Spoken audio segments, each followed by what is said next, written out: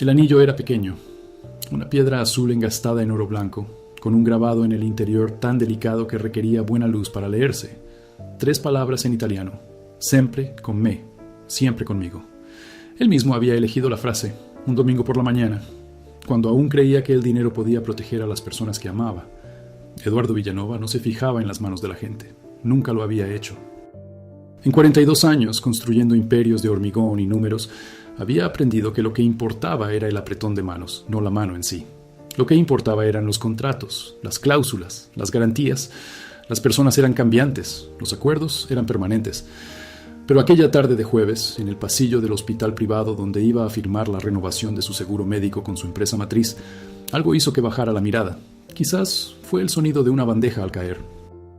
Quizás fue el olor diferente en el pasillo. No el olor clínico habitual, sino algo suave, casi floral, que no pertenecía a ese lugar. Quizás no fue nada, y nunca sabrá con exactitud qué le hizo mirar a aquella mujer que pasaba con una pila de sábanas blancas en los brazos. Era limpiadora. Tendría 20 y pocos años, quizás 30. Llevaba el pelo recogido con una goma elástica verde oscuro, un uniforme azul desteñido y una mancha de lejía en la punta de sus zapatillas blancas. No lo miró. Jamás lo miraría. Pasaba todo el día junto a ejecutivos sin ningún deseo de que la vieran, porque había aprendido desde muy joven que ser vista por ejecutivos no solía ser buena señal. Pero Eduardo vio su mano, la mano derecha, que sostenía la pila de hojas desde abajo, y en el dedo anular derecho, no en el izquierdo, no en el convencional, llevaba un pequeño anillo, una piedra azul engastada en oro blanco. El mundo no se detuvo. Todo siguió igual. El zumbido lejano de un monitor cardíaco, los pasos de una enfermera, la conversación amortiguada tras una puerta. Pero Eduardo Villanova permanecía inmóvil en el pasillo, como si el suelo se hubiera abierto bajo sus pies, y lo único que existía era aquel anillo en una mano desconocida que llevaba sábanas sucias en un hospital que él mismo había financiado. Esperó a que ella doblara la esquina, luego la siguió. No fue una persecución, fue algo mucho más inquietante. Fue la reacción involuntaria de un hombre que vio, por primera vez en 2 años, la prueba de que su hija había existido de verdad. Su nombre era Isabela. Él tenía 23 años cuando desapareció, una mañana de marzo que Eduardo insistía en recordar como lluviosa, aunque los registros meteorológicos indicaban que era un día soleado. La memoria altera los estados de ánimo según lo que sentimos, no según la realidad. Isabela no era una niña fácil, nunca lo había sido. Creció en un matrimonio que duró 18 años por inercia y lealtad malentendida, y aprendió desde muy joven a distinguir entre lo que la gente decía y lo que realmente hacía. Tenía ese inquietante talento de los hijos de familias adineradas que guardan secretos. Lo veía todo. Vio la mirada de su padre al reloj durante la cena. Vio a su madre servirse una copa de vino extra cuando creía que nadie la veía.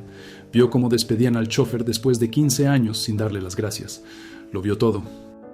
Y Eduardo, que amaba a su hija con la ferocidad contradictoria de alguien que no sabe demostrar amor sin convertirlo en control, reaccionó a su astucia como reaccionaba a cualquier otra amenaza, con dureza. No fue por malicia, era el único idioma que conocía. Sus discusiones habían empezado por nimiedades, como casi todo lo que luego se vuelve irreparable. Una decisión sobre la universidad, una novia que él no aprobaba. Unas prácticas en una ONG en lugar del puesto garantizado en la empresa de su padre. Cada decisión que Isabela tomaba era, a ojos de Eduardo, un rechazo personal, y ante cada rechazo él respondía con silencio o con palabras que hirieron más de lo que pretendía. La última vez que hablaron, él le dijo que ella estaba tirando por la borda todo lo que él había construido para ella. Ella le respondió que él nunca había construido nada para ella, sino para sí mismo, y que esperaba que ella fuera la encarnación perfecta de lo que él quería que la gente viera. No respondió. Salió por la puerta y no volvió. Durante 3 semanas, Edward esperó. No una espera que admita la incertidumbre, sino una espera orgullosa y obstinada que se niega a rendirse, que cree que el tiempo resolverá lo que las palabras no pudieron. Después de 3 semanas, la llamó a su celular. Estaba apagado. Llamó a su mejor amiga. La amiga le dijo que Isabela había dicho que necesitaba tiempo, que estaba bien, que no quería que la encontraran. Él lo interpretó como una rabieta. Le llevó otros 2 meses darse cuenta de que era otra cosa. Las investigaciones costaron más dinero del que estaba dispuesto a admitir y arrojaron menos resultados de los necesarios. Isabela había abandonado el país. Había estado en el sur de Europa. Luego, las pistas desaparecieron, fragmentándose y volviéndose contradictorias. No había indicios de delito, no había indicios de accidente. Solo quedaba el silencio cómplice de alguien que no quería ser encontrado. Y allí estaba el anillo, que él sabía que ella llevaba porque lo había visto en un vídeo suyo, meses antes de su desaparición, una transmisión en directo discreta en un perfil que mantenía bajo un seudónimo, hablando de voluntariado. La cámara captó su mano por un instante. Vio la piedra azul e inmediatamente la reconoció como el regalo de su 59º cumpleaños, el único regalo que no había devuelto. La señora de la limpieza se llamaba Mirela. Descubrió su nombre al segundo día, gracias a la placa que llevaba prendida al bolsillo de su uniforme. Sabía que llevaba 8 meses trabajando en el hospital, en el turno de 11 a 7. También descubrió que vivía en un barrio al norte de la ciudad, a 40 minutos en autobús. Lo descubrió todo como suelen hacerlo hombres como Eduardo Villanova, pagando a alguien para que investigara. Lo que no descubrió fue nada que simplificara las cosas. Mirela tenía 28 años. Nacida en el campo, era hija de un camionero y una costurera. Tenía una hermana menor. Había trabajado en diversos empleos desde los 16 años. Cajera de supermercado, recepcionista de peluquería, ayudante de cocina, limpiadora. No tenía ningún parentesco con la familia Villanova. Tampoco con Isabela. Y ninguna explicación para el anillo. Eduardo se quedó con esta falta de explicación durante 4 días, dándole vueltas desde todos los ángulos posibles, formulando hipótesis que se desmoronaban antes incluso de poder sostenerse. Quizás Isabela le había dado el anillo a alguien, quizás lo había vendido, quizás lo había perdido y el anillo había acabado en manos de otra persona por accidente o robo. Quizás, y esta era la hipótesis que se negaba a aceptar, pero que volvía a su mente cada vez que despertaba a las 3 de la mañana. Quizás Isabela ya no estaba viva y el anillo había llegado a Mirela por un camino que no quería ni imaginar. Al 5.º día acudió al hospital antes de lo habitual, sin tener ninguna cita programada, y esperó en el pasillo donde la había visto por primera vez. Mirela apareció a las 11:10 empujando un carrito de limpieza. Tardó unos metros en darse cuenta de que el hombre que estaba junto a la ventana la miraba. Al percatarse, no apartó la vista de inmediato. Era de las que se quedan mirando fijamente, no por confrontación, sino como una especie de autoprotección instintiva. Luego siguió caminando. Eduardo se acercó a ella. «Disculpe», dijo. Se detuvo. Lo miró con la expresión de alguien a quien muchos hombres se le habían acercado en los pasillos y que había aprendido a evaluar rápidamente el nivel de peligro. No parecía peligroso. Parecía perturbado, lo cual era diferente, pero no necesariamente mejor.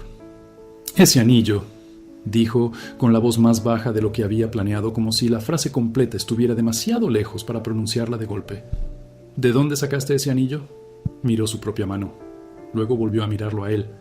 «¿Por qué?», preguntó. No era una pregunta grosera. Era la pregunta de alguien que necesita comprenderla antes de responder. «Pertenecía a mi hija», dijo. Y hubo algo que no esperaba. Mirela no se puso a la defensiva. No tenía miedo. Permaneció en silencio, pero no con indiferencia, sino con una atención muy cuidadosa, como si ya supiera que esa conversación iba a surgir en algún momento y simplemente hubiera esperado a que llegara. «Puedes venir conmigo», dijo después de un momento, «pero tiene que ser después de mi turno». A las 7:30 p.m. se sentaron en una cafetería a 2 cuadras del hospital.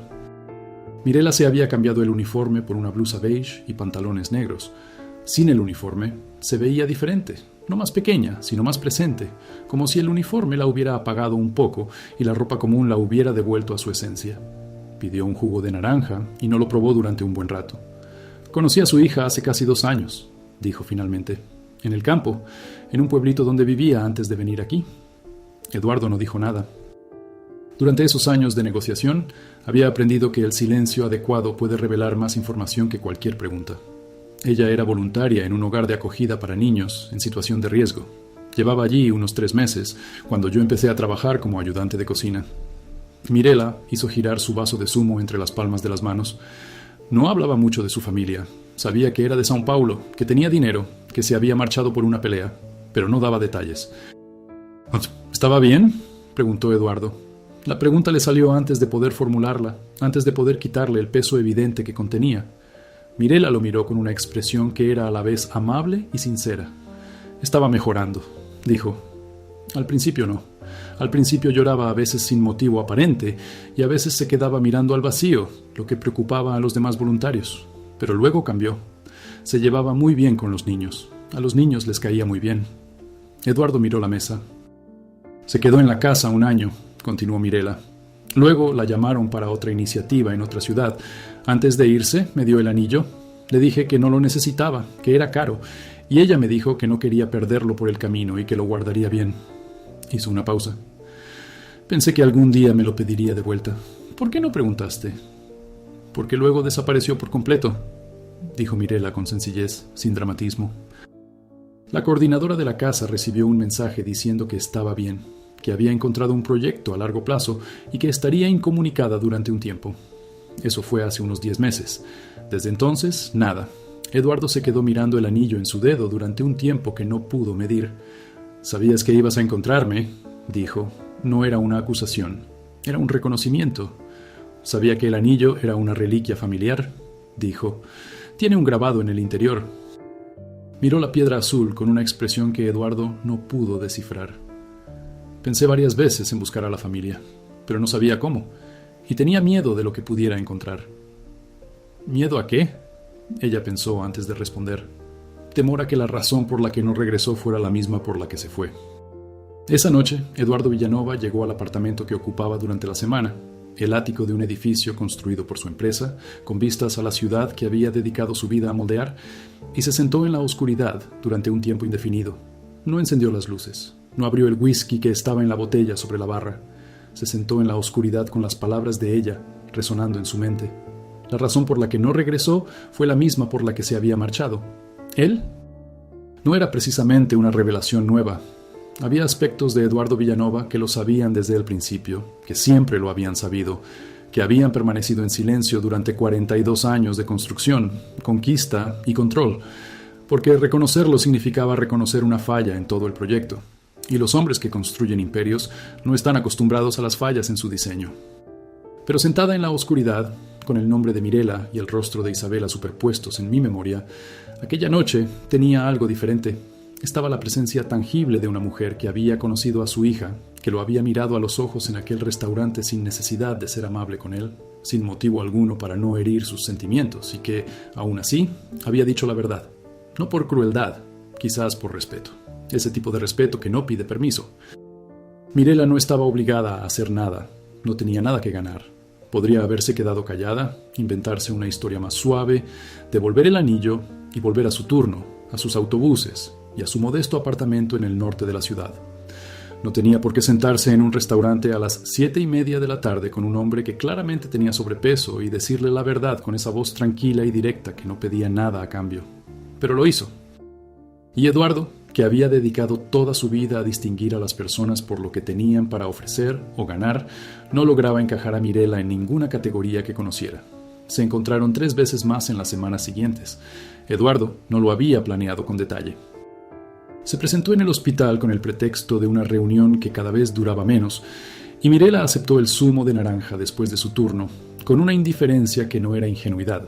Sabía perfectamente lo que estaba pasando, sino más bien una especie de decisión consciente de dejar que las cosas fluyeran, de ver a dónde las llevarían.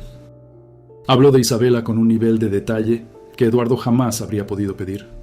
Su costumbre de remangarse el abrigo hasta los codos cuando estaba nerviosa, su risa fuerte y algo inesperada que sorprendía a quienes la conocían de lejos, su obsesión con el mal café de bar, su incapacidad para dejar un libro sin terminar incluso cuando lo odiaba. Y Eduardo escuchó. Escuchó con una atención que jamás le había prestado a su hija ni a nadie más. «¿Por qué me cuentas todo esto?», preguntó en una ocasión. Mirela consideró la pregunta seriamente.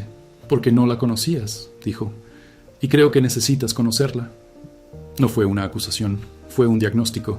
Eduardo dejó que la frase le cayera encima sin defenderse.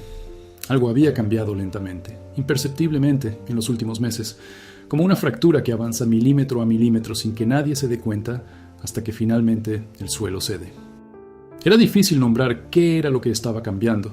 Era más fácil notar lo que se estaba yendo, la certeza de que controlar era lo mismo que cuidar, la convicción de que construir era lo mismo que dar, la idea de que amar a alguien significaba saber qué era lo mejor para esa persona.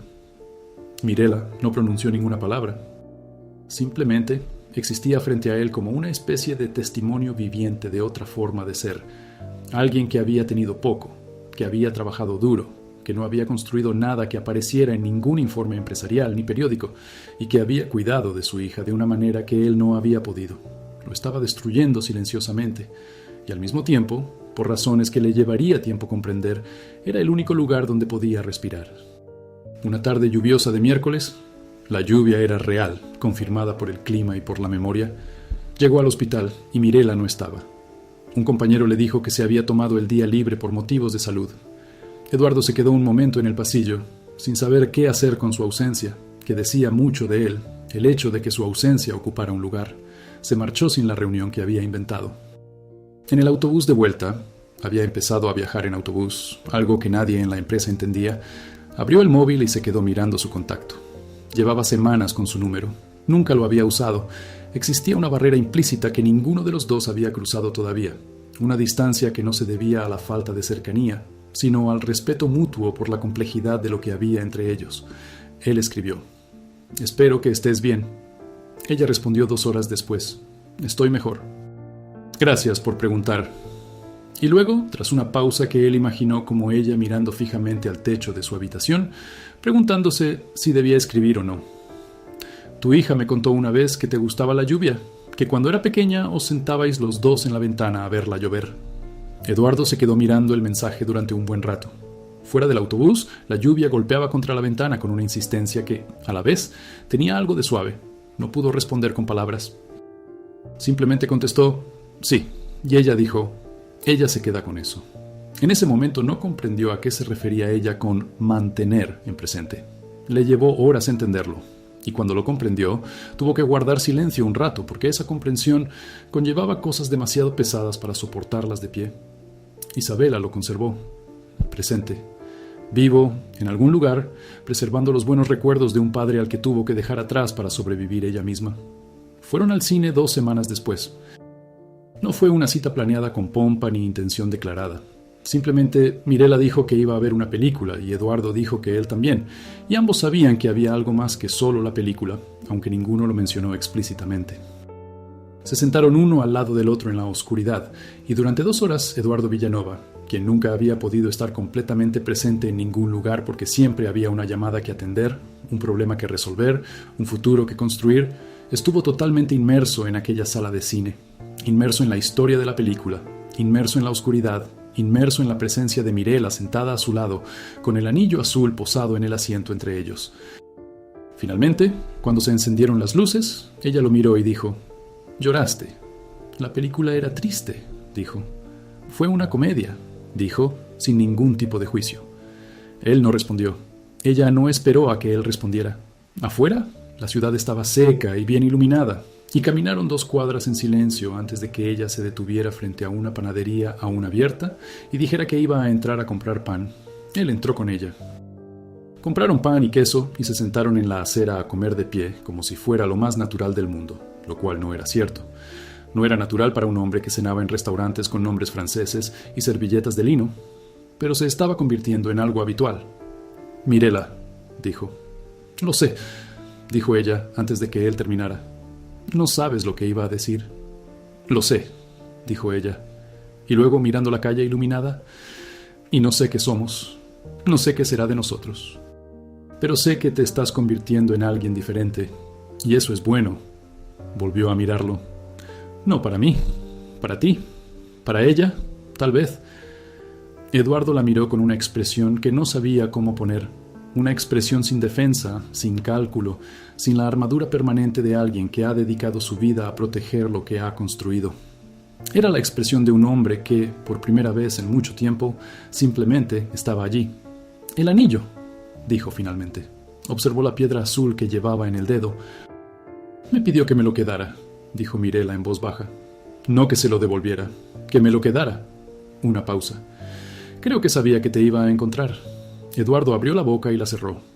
Había cosas que no podían expresarse con ningún idioma que conociera, y estaba aprendiendo que eso no era necesariamente una pérdida, que a veces lo que no se puede poner en palabras existe de forma más completa que cualquier cosa que se pueda decir. «Cuando quiera hablar conmigo», dijo lentamente, «cuando esté lista, puedes decir que he cambiado. No como excusa, sino como un hecho». Mirela permaneció en silencio por un momento. «Puedo decírtelo», dijo, pero tendrás que decírmelo tú mismo cuando llegue el momento. Lo sé, y tendrás que aceptar que quizás no esté lista de inmediato. Lo sé, repitió. Y había algo diferente en la segunda vez que lo dijo. Una resignación que no era derrota, sino la clase de aceptación que solo llega cuando uno finalmente deja de luchar contra la verdad. Permanecieron un rato más en la acera, comiendo pan y queso, mientras la ciudad emitía sus constantes ruidos, coches, conversaciones lejanas, una sirena distante, el viento susurrando entre los edificios. Y Eduardo Villanova, que había dedicado su vida a construir cosas sólidas y altas para demostrar su existencia, se encontraba en la acera con una mujer que no le pedía nada más que honestidad, y sintió, por primera vez en su vida, que existir era suficiente sin necesidad de demostrar nada. 3 semanas después, en una mañana soleada, Eduardo recibió un mensaje de un número que no estaba guardado en sus contactos. Solo eran 4 palabras. ¿Puedo llamar mañana? Se quedó mirando el mensaje durante un buen rato. Luego se acercó a la ventana de la oficina que daba a la ciudad que había ayudado a construir y que, de alguna manera, parecía diferente a esa hora. No más pequeña, sino más real, como si hubiera adquirido textura, olor y esa imperfección propia de las cosas reales. Él respondió: «Puedes llamar ahora», y esperó. El teléfono sonó 4 minutos después, y cuando contestó y escuchó la voz al otro lado de la línea, un poco vacilante, un poco más grave de lo que recordaba, pero inconfundiblemente la de ella, Eduardo Villanova guardó silencio por un instante. Escuchó la respiración de su hija, los sonidos del lugar donde se encontraba, distante, desconocido y completamente suyo. «Papá», dijo ella. «Estoy aquí», respondió. Y con eso bastaba. Por ahora, con eso bastaba. Al otro lado de la ciudad, en un pequeño apartamento en el lado norte, Mirela estaba sentada junto a la ventana con un libro abierto en el regazo, sin leerlo. El anillo azul reflejaba la luz de la tarde. No sabía qué estaba sucediendo en ese preciso instante entre un padre y una hija que se habían perdido y aún no se habían reencontrado. No del todo, todavía no sin la lentitud que exigen las cosas verdaderas. Pero había algo que sabía sin necesidad de pruebas. A veces basta con una pequeña piedra azul en el lugar adecuado, en el momento adecuado, para que lo que estaba roto comience, muy lentamente, sin prisas, sin garantías, a volver a estar completo.